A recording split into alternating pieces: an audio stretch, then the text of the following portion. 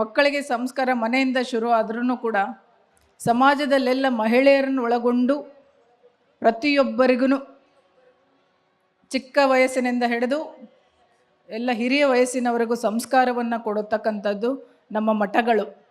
ಆ ಮಠಗಳನ್ನು ನಾವು ನೀವೆಲ್ಲ ನಿಮ್ಮ ನೆಚ್ಚಿನ ಧಾರಾವಾಹಿಗಳನ್ನು ಬಿಟ್ಟು ಇಲ್ಲಿ ಬಂದಿದ್ದೀರಿ ಅಂದರೆ ಯಾವುದು ದೊಡ್ಡದು ಅನ್ನೋದನ್ನು ಇದು ತೋರಿಸ್ಕೊಡ್ತದೆ. ಆವಾಗಲೇ ಹೇಳ್ತಾ ಇದ್ರು ಸ್ವಾಮೀಜಿ, ಧಾರಾವಾಹಿಗಳನ್ನು ನಾನು ನೋಡೋಕ್ಕೆ ಬೇಡ ಹೇಳೋದಿಲ್ಲ. ನಾನು ಈ ಸಂದರ್ಭದಲ್ಲಿ ಇದು ಪ್ರಸ್ತುತ ಹೌದು ಅಲ್ಲೋ ಗೊತ್ತಿಲ್ಲ, ಬಟ್ ನನಗೆ ಯಾವಾಗಲೂ ಯಾವುದೇ ವೇದಿಕೆಯಲ್ಲಿ ಒಂದೆರಡು ಮಾತು ಮಾತಾಡಬೇಕಂದ್ರೆ ನಾನು ಪೊಲೀಸ್ ಆಫೀಸರ್ ಅನ್ನೋದು ಒಂದು ಯಾವಾಗಲೂ ನನಗೆ ತಲೆಯಲ್ಲಿ ಬರ್ತಾ ಇರತ್ತೆ. ಮನೆ ಹಾಳ ಬುದ್ಧಿ ಕಲಿಸ್ಕೊಡೋದು ಗೊತ್ತಿಲ್ಲ ನನಗೆ ಧಾರಾವಾಹಿಯವರು ಎಷ್ಟು ನನ್ನನ್ನು ಹೇಟ್ ಮಾಡ್ತಾರೆ ಅಂತ.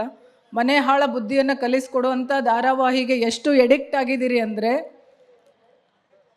ಹಿಂದಿನ ಬಾಗಿಲಿಂದ ಕಳ್ಳ ಬಂದು ಮನೆ ಕಳ್ಳತನ ಮಾಡ್ಕೊಂಡು ಹೋದರೂ ಗೊತ್ತಾಗಿರಲ್ಲ.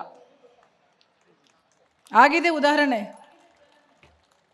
ಮಕ್ಕಳಿಗೆ ಓದ್ರಿ ಅಂತ ಕೂರಿಸೋದು, ನೀವು ಧಾರಾವಾಹಿ ನೋಡೋದು, ಹೆಂಗೆ ಕಾನ್ಸಂಟ್ರೇಷನ್ ಮಾಡೋಕ್ಕಾಗತ್ತೆ ಮಕ್ಕಳಿಗೆ?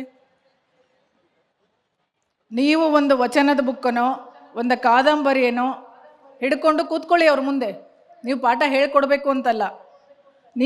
ನೀವೇನು ಮಾಡ್ತೀರಿ? ಮಕ್ಕಳು ಹೇಳಿದ್ದನ್ನೇ ಯಾರೂ ಕೇಳಿ ಕಲಿಯೋದಿಲ್ಲ. ನಾವು ಹೆಂಗೆ ನಡ್ಕೋತೀವಿ ನಮ್ಮನ್ನು ನೋಡಿ ಕಲಿತಾರೆ ಮಕ್ಕಳು.